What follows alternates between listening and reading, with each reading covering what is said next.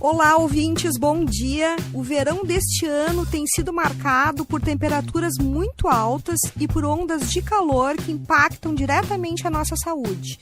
E não é apenas desconforto. O calor intenso pode aumentar o risco de desidratação, queda de pressão, problemas cardíacos e respiratórios, especialmente entre idosos, crianças e pessoas com doenças crônicas. O Viver Bem Guaíba tem o patrocínio da Unimed Porto Alegre. Tudo que a sua saúde precisa, a Unimed Porto Alegre tem. Conte com todas as nossas soluções. Para nos ajudar a entender melhor esses riscos e orientar a população sobre como se proteger, recebemos hoje a doutora Loreci Durgante, médica clínica geral pela URGS, especialista em homeopatia pela AMHB, mestre em saúde pública pela Universidade Federal de Santa Catarina e cooperada da Unimed Porto Alegre. Doutora Loreci, seja muito bem-vinda ao Viver Bem Guaíba.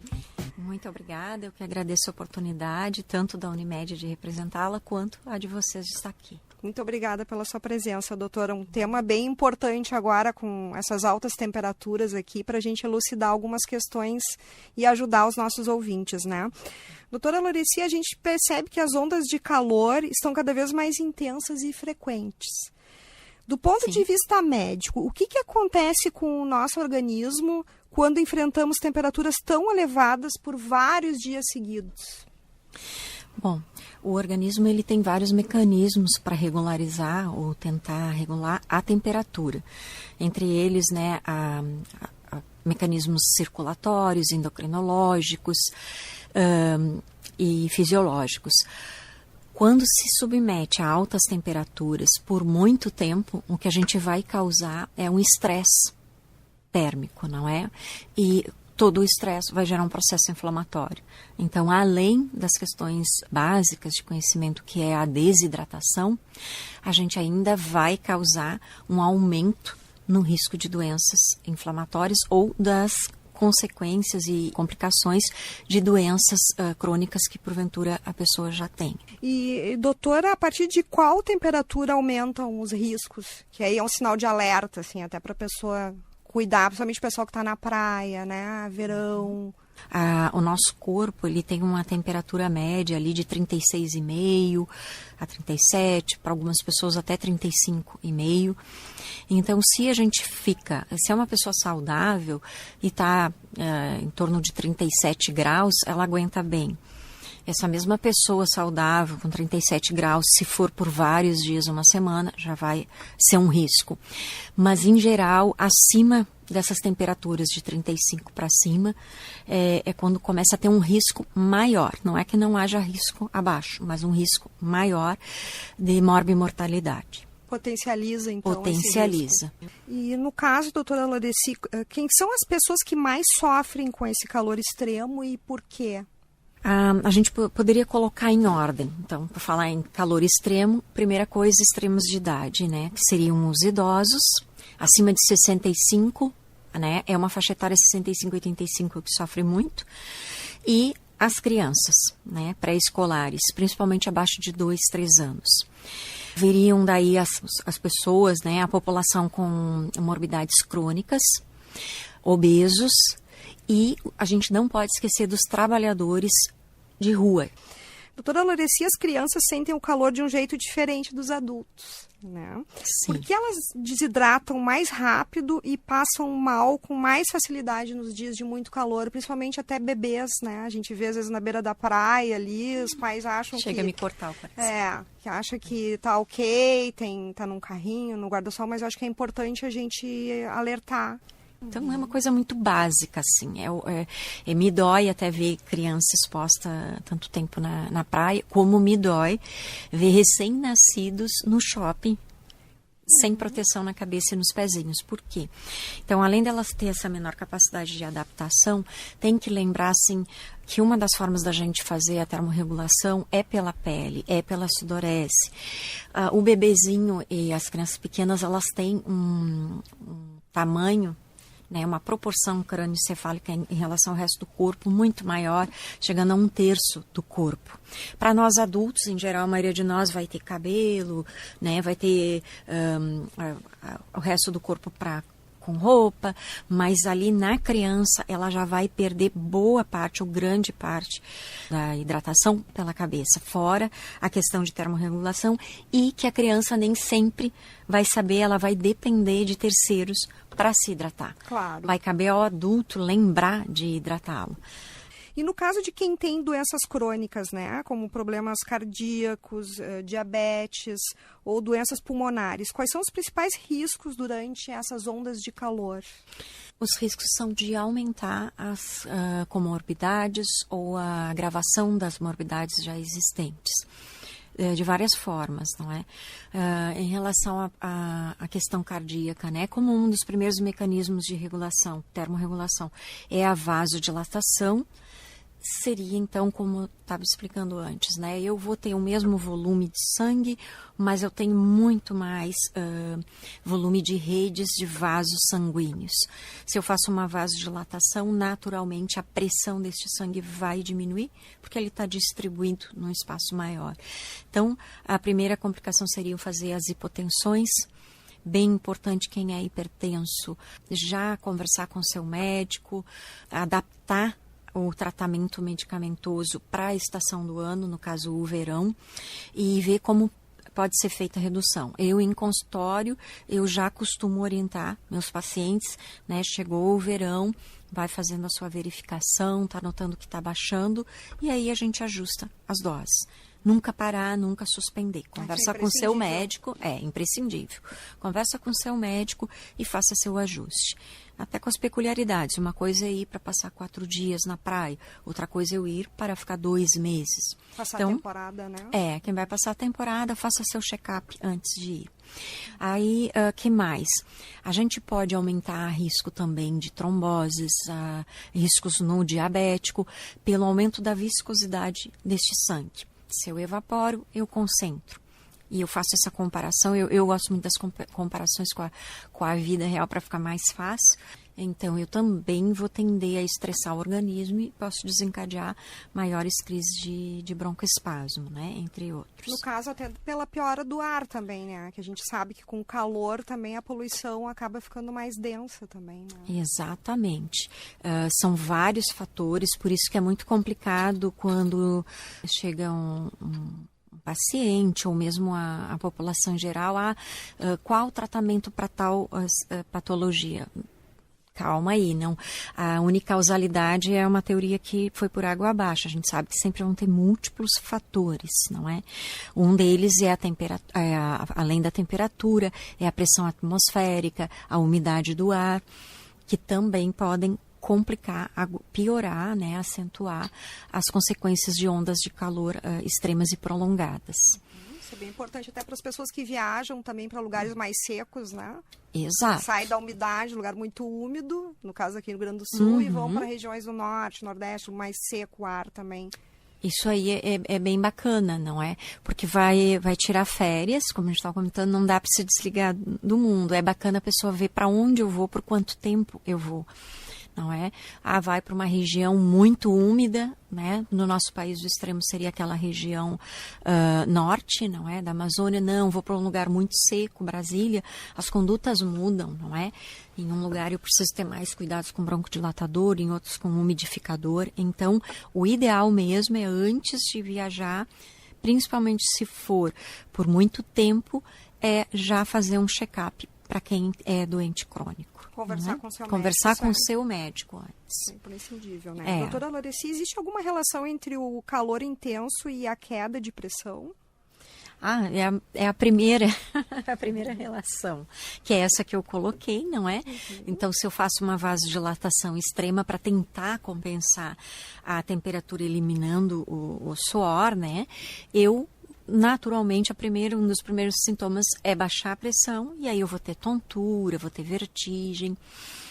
Mas cabe lembrar que nem sempre vai ser só tontura ou vertigem. não é? Lembrar dos idosos novamente, os acamados, não é? Principalmente, né? Mas eu até me preocupo mais com o idoso, assim, o acamado em geral, ele já vai ter um cuidador, não é? Que eu espero que vai ficar atento à hidratação. Mas no idoso, um dos sintomas que pode ocorrer com qualquer faixa etária, é a irritabilidade. Mas no idoso pode ser até uma das primeiros sinais, por incrível que pareça. E aí, em geral, às vezes o idoso já está lá com aquele medicamento, um psicofármaco, para insônia, para agitação, o Alzheimer, que está tão comum.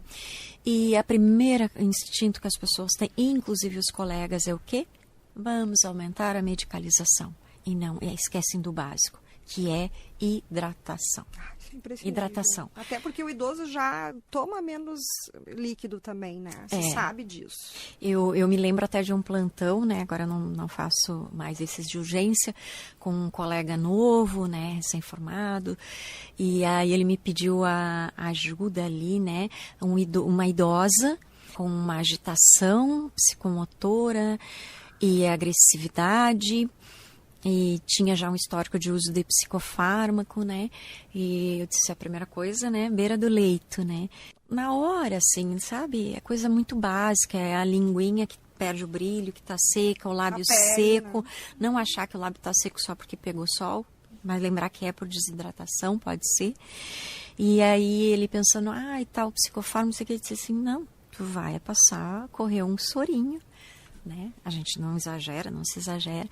E até ele, que é médico, ele ficou surpreso. Eu digo, pois a gente está esquecendo na medicina, né? Das coisas básicas, tá? No caso aqui, a gente voltando um pouquinho para... Mas só para voltar, porque seu objetivo é para quem está nos ouvindo. Então, assim, notou uma alteração de humor, antes de qualquer coisa, copinho d'água. Vai lá e leva copinho d'água. É muito bacana porque eu tenho esse retorno, assim, não só com familiares e pacientes, de assim, nossa, como é que pode? Tem é uma essa coisa melhora, tão né? rápida, Daqui né? a pouco você acha que é uma coisa mais séria e a pessoa está desidratando, na verdade. Isso, né? Em relação, só voltando um pouquinho à questão da pressão, qual é a média de pressão considerada adequada para a população em geral? Em geral, a gente diz que é 12/8, tá? A Sociedade Americana de Cardiologia, ela foi diminuindo, cada vez mais diminuindo, né, os valores ideais. A gente até brinca que daqui a pouco vai querer que a gente ande deitado, de tão baixa que é. Mas o ideal é sempre melhor ela baixa do que alta, claro. Tá? E aí fica esse padrão de 12/8. Mas cada caso é um caso. Tem pessoas que nasceram, cresceram, viraram adultas, passaram até por gestação e a pressão delas não vai passar de 10/6. Bom, se ela não tem sintomas, tá bem, ótimo, não é? Perfeito. Tá? Em alguns casos é necessário que fique um pouquinho mais, que são as questões isquêmicas, mas o ideal é 12/8. Esses casos específicos, extremos de idade, obesidade e doenças crônicas, fale sempre com o seu médico, faça a sua revisão antes de sair de férias. Perfeito. Doutora Loreci, muitos dos nossos ouvintes usam remédios todos os dias. Né? Com esse calor todo, o efeito desses medicamentos ele pode alterar? Com certeza. Vamos até, já que a gente está falando de psicofármacos. Alguns, ou a maioria, vai tender o que a gente nota, o ressecamento. Ressecamento de mucosa, ressecamento intestinal, por isso que alguns acabam dando constipação. Então, sim, precisa aumentar a hidratação, cuidado redobrado em procurar uma boa temperatura para o ambiente que está, seja ela artificial, ventilação cruzada, sombra de árvores, conforme o local que está passando as férias, e alimentos que sejam mais ricos em eletrólitos e água mesmo, né? As frutas, legumes, verduras. E sempre reveja com seu médico, principalmente se é uma saída extensa, né? Em dias de muito calor, que sinais o corpo costuma dar para avisar que algo não está bem e que a pessoa não deve ignorar? Olha, começa basicamente a tontura, decorrente de uma hipotensão, a vertigem, a irritabilidade, a cãibra, é um que a gente também pode... Às vezes a pessoa está na praia, está jogando muito vôlei, está jogando muito futebol e acha que é disso. Não, ficar atento que pode ser um sinal de desidratação. As parestesias, não é? Formigamento em extremidades. seriam esses, assim, os principais, tá? alerta. Mas pode evoluir até para quê? Para uma síncope, um desmaio, não é para vômito, então nem sempre achar que é uma virose, tá?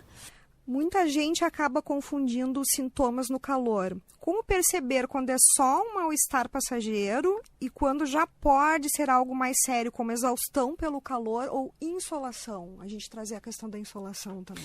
Então, começa, primeira coisa, tá passando mal, seja uma tontura, uma cãibra, às vezes até uma dor de cabeça também, testa tomando o copinho d'água. Eu já sugiro, assim, ó, começou a passar mal, tenta água, ou mesmo, né, que eu sou fã da água de coco, que já vai ter eletrólitos ali também. Não melhorou, procure um atendimento médico, um pronto atendimento, tá? Não releve sintomas que parecem leves, como tontura, irritabilidade, cãibras. Já é hora de sair do sol, da exposição solar. Até para as pessoas que caminham, que praticam atividades corredores. Né, mesmo quem é corredor, não é. E às vezes pode ser até náusea, tá? No corredor pode ser até a náusea. Então, assim, começou a ter algum mal-estar, náusea, tontura, dor de cabeça, irritabilidade. A taquicardia foi bom lembrar, não é? Principalmente se tu tá com taquicardia em repouso. Não é? É sinal que já está começando a causar esse estresse no organismo, de tentativa de regular a temperatura. Tudo que a sua saúde precisa, a Unimed Porto Alegre tem. Quando a gente fala em hidratação, como tu havias comentado, não é só a água, né? Existem outras formas de ajudar o corpo a ficar hidratado. No caso de água de coco, pode ser essas águas de coco também que tem no supermercado, que tem essas, às vezes, caixinhas, garrafinhas. Claro, o ideal é a fruta, né? Exato, falaste muito bem. O ideal é uma coisa e a realidade é outra. E para extremos, eu digo, a casa que tem idoso e criança pequena, tenha em casa soro fisiológico, tá? Eu não posso citar marcas, tem algumas assim que vêm em garrafinha, saborizada, tu coloca para gelar, para disfarçar o sabor, aquele, né, amargor do soro. O que eu oriento só o cuidado, evita soros fisiológicos com muito corante, principalmente laranja, vermelho, roxinho, que aí pode até dar uma reação cruzada, principalmente se tiver rinite e asma. Né? Eu acabo até sugerindo assim, ou não põe sabor nenhum, ou no máximo o guaraná, que também vai ter corante, mas tem menos corante, é mais palatável. Né? Principalmente para a criança e para o idoso não vai ter muita sede, a criança às vezes não vai querer aceitar. Não é? Então tenha, mas sempre lembrando a questão assim, vai pela natureza, não é para tomar o frasco inteiro. Claro. Né? Toma uma xicrinha, observa, né? Parcimônia. Não melhorou nessas doses parcimoniosas, e na água, assim, ela é maior, né? 1,5 litro, 2, 3 litros, conforme o tamanho da pessoa. Vá procurar o seu médico ou um atendimento de saúde. Até para aproveitar, lembrar, não é? Que a gente está com, justamente para isso, com a Operação Verão da Unimed, que começou em dezembro, 19 de dezembro, se não me engano, vai até o dia 1º de março. Tá? Ótimo. É um atendimento que é de baixa complexidade, mas justamente para essas situações. Estou passando mal, emergência. A pessoa está com uma indisposição, está passando mal, está na dúvida, não sabe se realmente tem que se preocupar ou não. Não precisa ficar enfrentando ambientes hospitalares, um hospital, um pronto atendimento. Pode aparecer lá, tá? É um ambulatório de baixa complexidade, justamente para sanar as dúvidas, atender casos leves, tem esse suporte. E o melhor, é para todos os planos. Quais são as praias que são para qualquer plano ali da Unimed. Estão em Capão da Canoa, onde eu também estou atuando, e Torres. Tá? Os pontos principais. Então, quer dizer, a população pode buscar ali. Está bem amparada, vai ter esse suporte. Perfeito. Ali em Capão da Canoa até está bem localizado, bem perto do hospital também. Tá? Mas justo para essas dúvidas, estou passando mal. E agora? Eu já tomei minha aguinha, já tomei água de coco. Voltar ao normal. Eu acho que a minha cãibra é do jogo de futebol. Não. Vai lá e doutora Lurici, em relação aos isotônicos, que a gente vê as pessoas consumindo, assim, às vezes muitas garrafinhas, né, consumindo demais. Quais são os seus conselhos em relação a isso? Acho que a questão do isotônico ela é a mesma dos produtos chamados diets e zero isso, zero aquilo, não é? Eles foram criados inicialmente como se fossem no sentido não químico, mas no sentido de prescrição, de indicação para determinadas situações específicas. Então, toda vez que a população em geral começa a usar e em excesso, vai ter algum efeito colateral, inclusive sérios, não é? O isotônico ele seria para quem faz treino, para quem está fazendo alto rendimento, um condicionamento ali acompanhado. A pessoa tomar uma garrafinha, né, de isotônico eventualmente porque vai fazer uma corrida maior, porque vai ficar mais tempo no jogo, ok, mas lembre, passou disso, evite. Principalmente se for um paciente com alguma questão renal ou cardíaca, tá? E, inclusive o excesso dele pode levar sim a uma disfunção, até uma insuficiência renal. Tá? E doutora, no dia a dia, que cuidados simples podem fazer a diferença para atravessar esse período de calor intenso com mais segurança? Algumas dicas práticas aí. Acho que voltar nesses pontos, assim, então, para resumir, né? Água em casa, de preferência temperatura natural, para evitar também as faringites, as infecções respiratórias. Água, tem em casa uma caixinha aí de água de coco ou um coco. E quem tem extremos de idade em casa ou doente crônico, ter uma garrafinha de soro fisiológico, mas para tomar eu digo uma xicrinha de cafezinho aos poucos.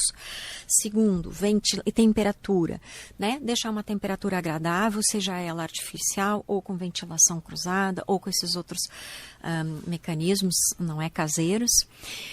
A gente não pode esquecer das roupas, tá? Roupas claras, não é? Para refletir a luz. Roupas com proteção solar, elas são muito bem-vindas, guarda-sóis também, mas lembrar que o guarda-sol não vai proteger do reflexo da luz solar na areia. Lembrar que essas roupas com proteção, elas são sintéticas, e hoje eu acho que nem daria tempo de explicar tudo, mas lembrar daquela brincadeira ou pesquisa que se fazia no colégio, do pente de plástico, né, de passar, e como ele tem essa eletrostática. Então, ok, foi para a praia, bota uma roupa de proteção solar, mas não fica o tempo inteiro com ela, porque também vai afetar outras questões. Isso é importante. De preferência, ainda é a natural, roupa de algodão e linho. Algodão e linho. Muitos países já estão, assim, eliminando as roupas sintéticas. Entendi. Tem outra questão importante, que a ciência já demonstrou que o consumo de álcool piora a desidratação. Sim. Né? Por que essa combinação é especialmente perigosa em dias muito quentes? Bom, então imagina, não é? Dias quentes, estou fazendo todos esses processos regulatórios, já tenho a propensão para desidratar, e aí eu vou fazer algo para o meu organismo que desidrata mais ainda, que é o álcool. Né? Então, é como se deixasse, principalmente o cerebelo ali, uma uvinha passa. Então, eu vou acentuar os sintomas, e mesmo que eu não tenha sintomas, que é muito comum, né? Algumas pessoas são mais resistentes, principalmente as pessoas do sexo masculino, os homens são geneticamente mais resistentes ao álcool, não prestam atenção nesses sinais, mas sim, eu posso acelerar com muito mais rapidez uma desidratação e nem perceber. E às vezes as pessoas na beira da praia ali tomando uma caipirinha, uma cervejinha, acham que estão se hidratando, quer dizer, isso potencializa ainda com dias muito quentes. Ainda derruba a caipirinha e causa uma queimadura, né? Exatamente. O ideal é, se não dá para escapar, não é ser sempre o copinho d'água junto, água saborizada, ou trocar a bebida por uma água saborizada. Perfeito. Doutora Loreci, a gente está chegando aqui ao finalzinho, eu quero agradecer muito pelas orientações aqui, pelas dicas tão importantes para os nossos ouvintes, né? Fica claro que diante das ondas de calor cada vez mais intensas, informação e prevenção fazem toda a diferença para proteger a saúde, especialmente de quem é mais vulnerável, né? Exato. Então, eu quero agradecer muito a sua presença aqui. Eu que agradeço a oportunidade, agradeço também em nome da Unimed, e relembrando a população em geral, tem esse serviço à disposição aguardando por vocês lá. Perfeito.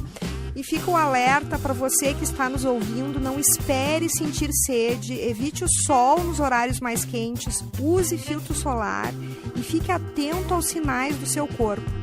E lembre-se, se você tem um CNPJ, pode ter um plano Unimed Porto Alegre. Acesse unimedpoa.com.br e consulte.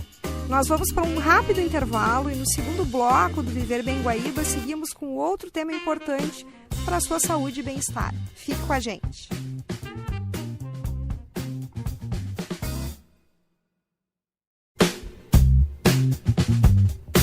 Estamos de volta com o Viver Bem Guaíba, que tem o patrocínio da Unimed Porto Alegre. Tudo o que a sua saúde precisa, a Unimed Porto Alegre tem. Você saberia reconhecer uma crise convulsiva? E mais, você sabia que nem toda convulsão é epilepsia? E que muitas crises podem passar despercebidas no dia a dia. A epilepsia ainda é cercada por mitos e desinformação. Mas com diagnóstico correto, acompanhamento médico e tratamento adequado, é possível levar uma vida ativa, segura e com qualidade. Para esclarecer essas dúvidas e orientar a população, o Viver Bem Guaíba recebe agora o Dr. Matheus Bernardon Murilos, neurologista e neurofisiologista do Hospital Mãe de Deus e do Hospital Conceição, para falar sobre epilepsia, convulsões, sinais de alerta e o que fazer e o que não fazer diante de uma crise. Dr. Matheus, seja muito bem-vindo ao Viver Bem Guaíba. Bom dia, Paulo. Muito obrigado pelo convite. É um grande prazer estar aqui com vocês aqui na Rádio Guaíba, principalmente com esse caráter informativo que a gente vai conversar hoje. Nós vamos ajudar muitas pessoas, doutor Matheus, com certeza. E para a gente começar aqui a esclarecer algumas questões, né? O que é epilepsia e como é que ela se diferencia de uma convulsão isolada? Perfeito. A epilepsia, ela é uma das condições neurológicas mais comuns, prevalentes, né? É uma doença crônica e ela acontece porque a gente tem as células no cérebro que são chamadas de neurônios. E os neurônios, eles funcionam em conexão, né? E a conexão dos neurônios acontece através de eletricidade. Então, quando eu penso, quando eu falo, quando eu me mexo, eu tenho bilhões de neurônios trabalhando em conexão para que essa ação seja bem feita. No paciente que tem epilepsia, que tem essa predisposição a gerar crises epiléticas, eu tenho um excesso de eletricidade. É como se fosse uma descarga elétrica, né?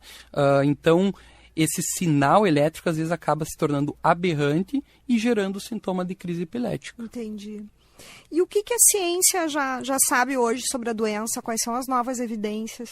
Então, na verdade, a gente sabe bastante já sobre a epilepsia, né? A gente sabe a causa, a gente sabe a fisiopatogenia, né? A gente sabe como diagnosticar a epilepsia, como tratar, né? Mas a gente ainda tem muito misticismo, né? Muito. Relacionado à epilepsia e isso acaba prejudicando. A gente sabe já, né, em ciência, que é uma condição orgânica, ou seja, é algo que não está funcionando bem no cérebro.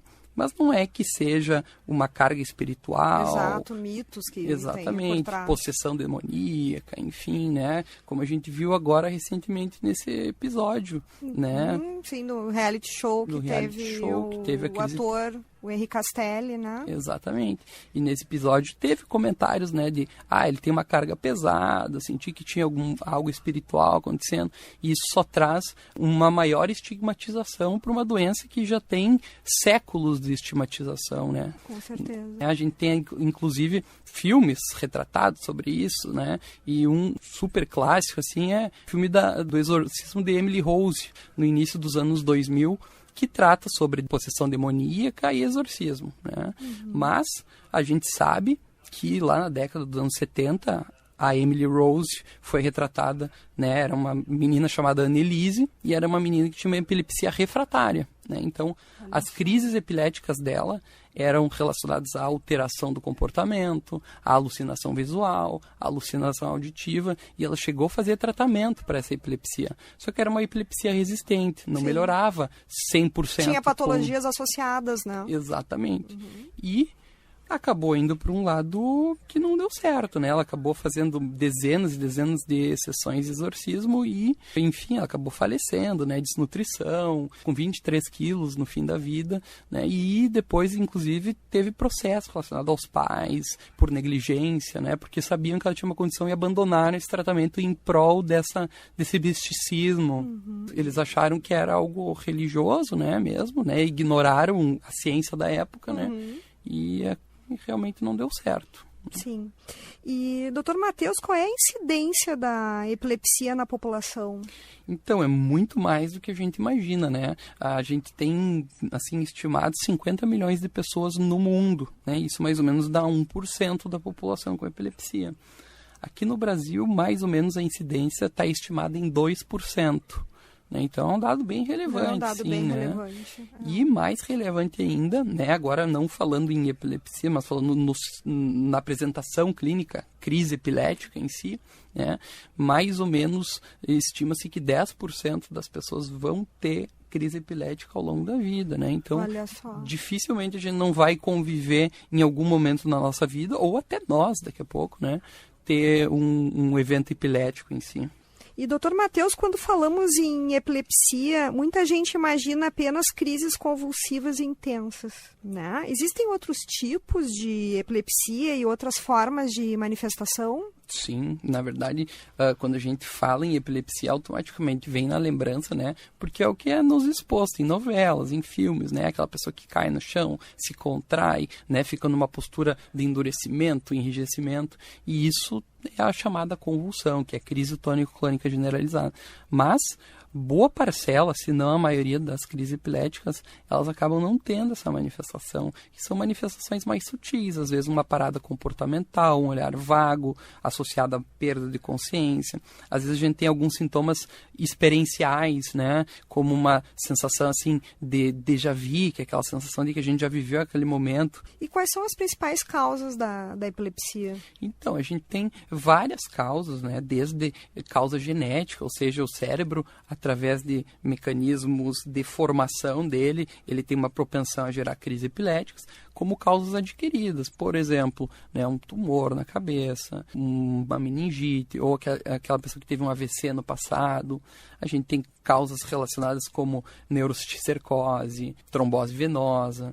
E a gente tem causas que às vezes a gente não acha mesmo, mais ou menos em torno de 30% das vezes a gente não acha uma causa. A gente sabe que aquela pessoa tem epilepsia porque o diagnóstico da epilepsia envolve a história clínica, né?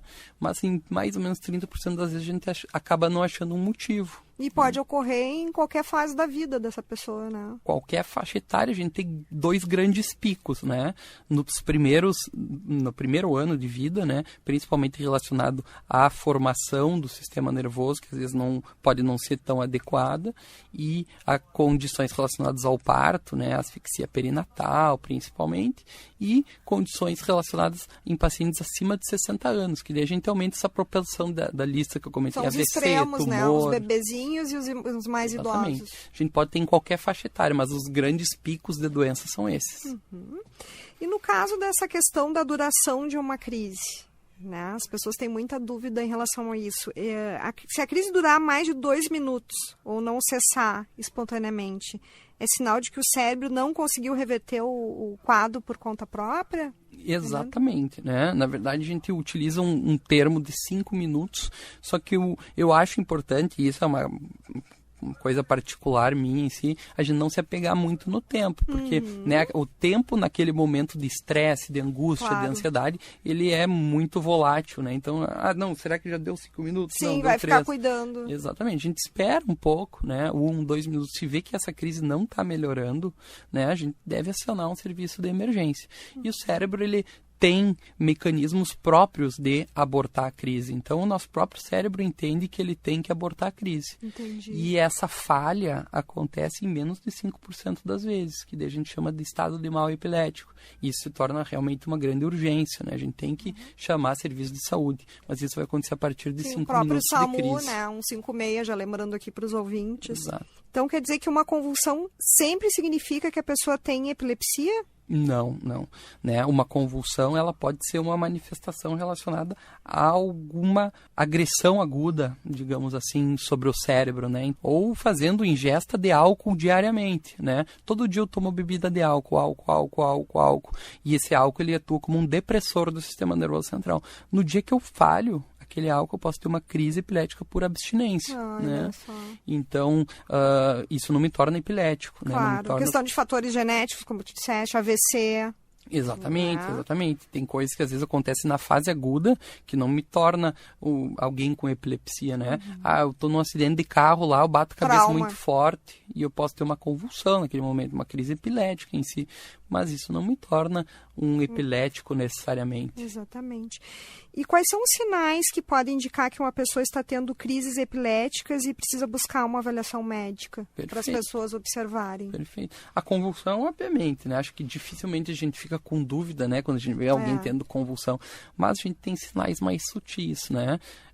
Um grande sinal clássico é aquela parada comportamental, onde o paciente fica com um olhar vago, um olhar perdido. A gente chama ele e ele acaba não respondendo, não interagindo.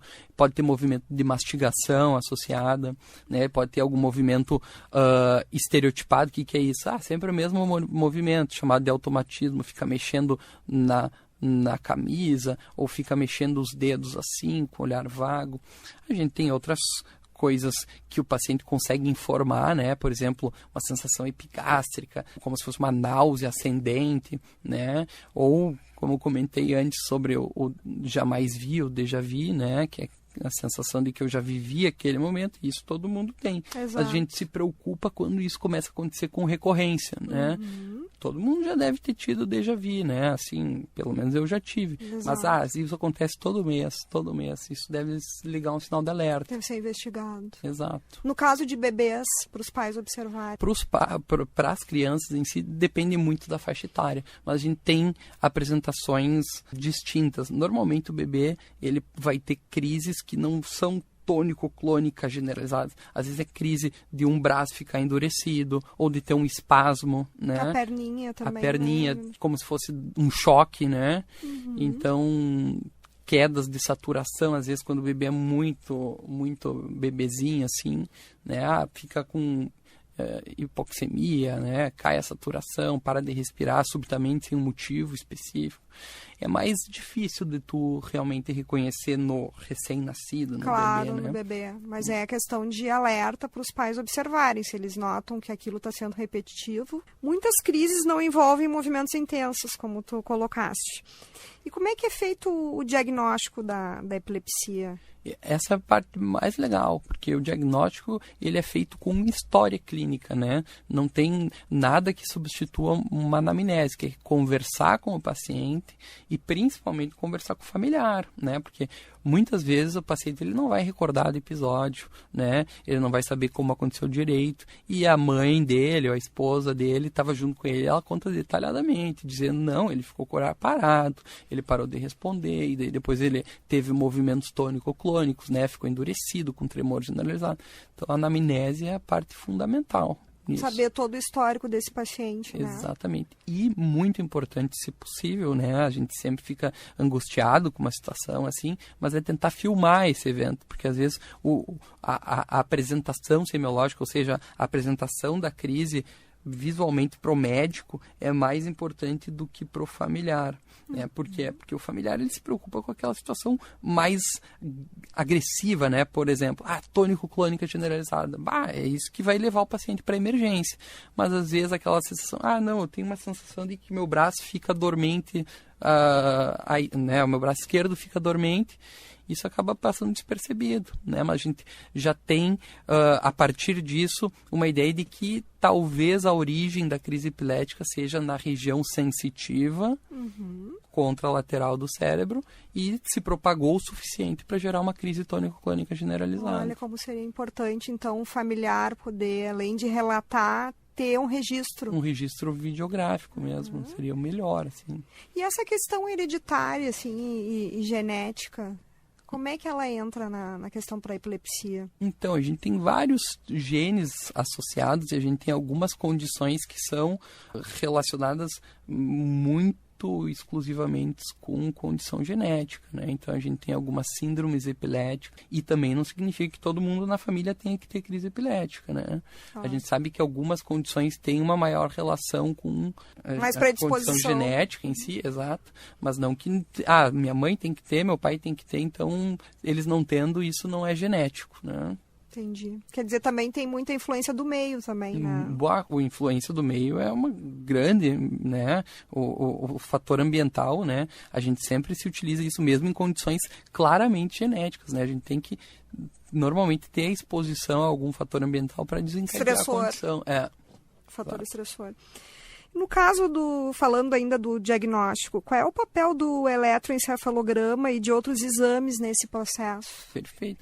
Eles são, assim, o eletroencefalo... Padrão ouro, né? É um exame fundamental, né?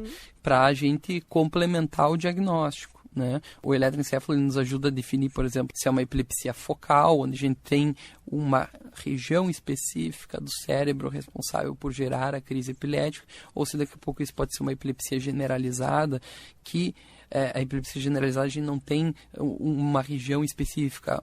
A crise epilética ela começa quase que concomitantemente nos dois lados do cérebro, e isso tem implicação para o tratamento, saber se é epilepsia focal generalizada. O eletroencefalo nos ajuda muito nisso, né?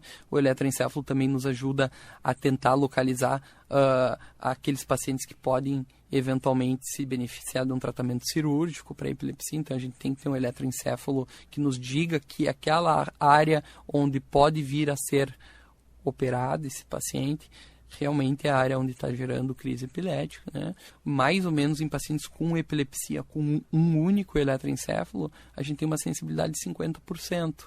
Isso é a importância da anamnese, né? Exatamente. Então, cada 2 pessoas com epilepsia, num primeiro eletroencefalo, um exame vai ser normal. Então, a gente não pode se basear só pelo exame. O diagnóstico ele é clínico mesmo. Entendi. Né? O clínico é importantíssimo, além do diagnóstico por imagem, né? Exatamente. O diagnóstico de imagem, ele também é ótimo na complementação, principalmente em epilepsia focal, onde a gente tenta buscar alguma condição, alguma normalidade estrutural, seja alguma malformação cerebral, seja alguma lesão prévia, como um AVC, ou algum tumor de baixo grau ou alto grau, enfim, né? Mas também ela tem uma sensibilidade baixa, assim. Mesmo em epilepsia focal, a gente tem em torno de uns 30 a 40% dos pacientes que têm a normalidade ao exame de imagem, né? Claro que quando a gente aumenta a complexidade do exame, né? A gente tem o campo magnético da ressonância, quanto maior o campo magnético, maior a chance de eu pegar anormalidades menores, né? Entendi. Mas mesmo assim, o que define o diagnóstico é o exame clínico, né? A história clínica. Esses são exames complementares. Complementares, né? Eu ia comentar. E a questão do tratamento da epilepsia, o que há de novo? Então, a gente tem sempre medicações novas que atuam com uma grande eficácia, mas a gente sabe que, pelo menos recentemente, né, essas medicações que vêm sendo introduzidas nos últimos anos, elas nos auxiliam muito mais na melhora do perfil do colateral das medicações. Por exemplo, né, o grande conhecido é o fenobarbital, né? Popularmente conhecido como Gardenal. É uma medicação muito boa, assim, muito efetiva. E antiga já, né? Uma medicação né? Antiga. Mas cheia de colaterais. Então a gente tem medicações mais novas que são boas para prevenir crise epilética e tem menos colaterais. Essas medicações novas, elas vêm surgindo, né? Ano após ano, a gente vai tendo um arsenal terapêutico maior. Mas eu acho que a grande importância está nas terapias onde a gente tem uma refratariedade farmacológica, que é aquele paciente que já tomou 2 medicações em dose terapêutica adequada e mesmo assim segue tendo crise epilética. Daí para esse paciente a gente tem que avaliar outras alternativas, como cirurgia da epilepsia, estimulador de nervo vago, estimulador cerebral profundo, alguns tipos de dieta, como dieta cetogênica, para tentar melhorar a qualidade de vida. A alimentação também, quer dizer, entra uma equipe interdisciplinar ali com o paciente. Exatamente. Parte da nutrição, por exemplo, é muito importante em alguns tipos de epilepsia. Né? Psicologia, imagina a questão do estresse. Com certeza. Para poder atuar junto, para fazer com que esse paciente viva bem mesmo, né? Viva bem. Um grande indicador em tratamento de epilepsia é qualidade de vida. Né? Então, a gente se baseia por isso. A gente quer que o paciente tenha menos crise, Com certeza, é um dos grandes indicadores de sucesso terapêutico, mas a qualidade de vida também. Não adianta eu melhorar as crises epiléticas daquele meu paciente e ele toma uma medicação que deixa ele sedado o dia inteiro, que ele não consegue fazer o que ele gostava de fazer antes. Então a qualidade de vida continua péssima. Então a gente tem que tentar achar uma alternativa que alie as duas coisas, né? Tem algumas condições que a gente sabe que por natureza são mais refratárias, né? E a grande condição é a epilepsia de lobo temporal, que é uma região específica do cérebro, e essa tende a ter uma refratariedade à medicação. Nem todos são, obviamente, mas uns 20 a 30% dos pacientes com epilepsia do lobo temporal se tornam refratários, né? Então, só que assim, a grande maioria dos pacientes, eles controlam com uma medicação. Doutor Matheus, quando falamos em epilepsia, muita gente acha que é uma condição para a vida toda. Existem casos em que ela pode se resolver, seja com tratamento medicamentoso, ou com o passar do tempo, ou até com cirurgia em situações bem específicas. Sim, e esse é o termo que a gente usa, epilepsia resolvida, né? A gente usa esse termo, não epilepsia curada, porque a gente sempre tem um potencial de recorrência. Assim como eu e tu temos, né, a chance de ter crise epilética ao longo da vida, o paciente com epilepsia também tem. Então a gente usa esse termo de resolvida, né?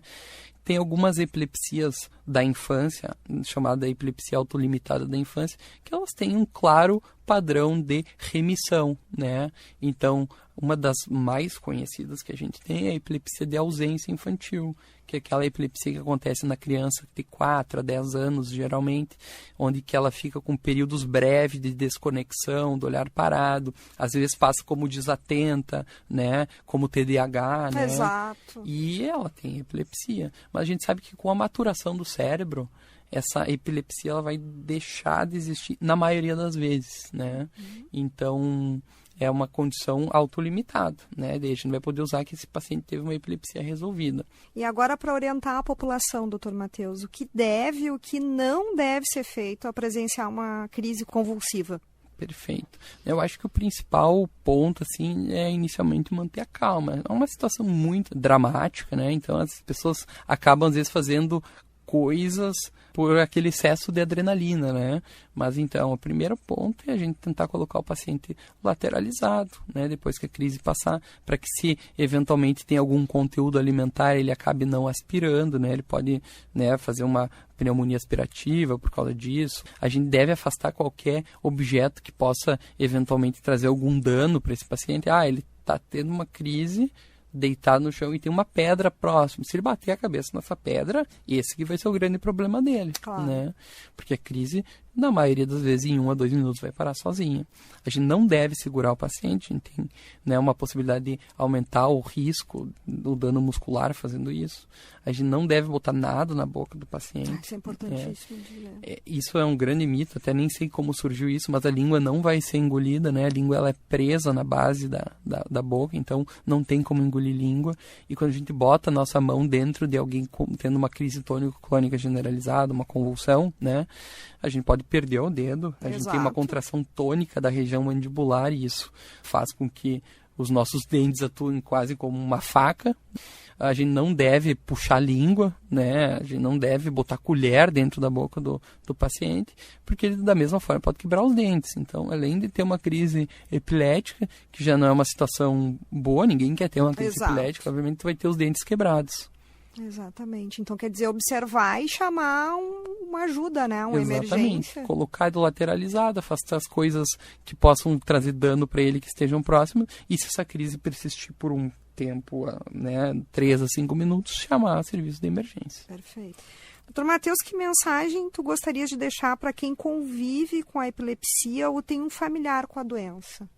Eu acho que se baseia muito nisso, né? De que a gente pode ter uma vida muito próxima do normal, desde que a gente tenha um acompanhamento, um tratamento adequado, que a gente não se permita ser guiado por falsas informações, para justamente que essa pessoa possa ter uma vida plena, ou a sua família também, né? Uma vida plena em si. Muito bom, doutor Matheus Bernardon Morilos. Muito obrigada pela tua participação aqui no Viver Bem Guaíba, por trazer tanta informação para os nossos ouvintes e desmistificar, né? E que a pessoa pode ter uma vida normal, né? Eu que agradeço. Fico muito feliz de estar tendo essa oportunidade de falar, de defender justamente uma causa, né? Eu realmente acredito, né, de que a pessoa com epilepsia ela tem o seu lugar no mundo, né, assim como todas as pessoas. Então, fico muito feliz de estar tendo essa disponibilidade de falar aqui com vocês. A gente que agradece, doutora, sua vinda. Fico alerta, informação de credibilidade salva vidas, reduz preconceitos e ajuda no diagnóstico precoce. E lembre-se, tudo que a sua saúde precisa, a Unimed Porto Alegre tem. A você, ouvinte, nosso convite, compartilhe esse conteúdo, esteja atento aos sinais e busque sempre orientação médica. O Viver Bem Guaíba vai ficando por aqui. Obrigada pela audiência aos nossos convidados. Até o próximo sábado. Na mesa de áudio, Jefferson Gomes, na técnica, Jorge Brum e Luciano Vargas, produção e apresentação, Paula Sá, gerência de jornalismo e esporte, Rafael Sequim, direção-geral de Claudinei Girotti.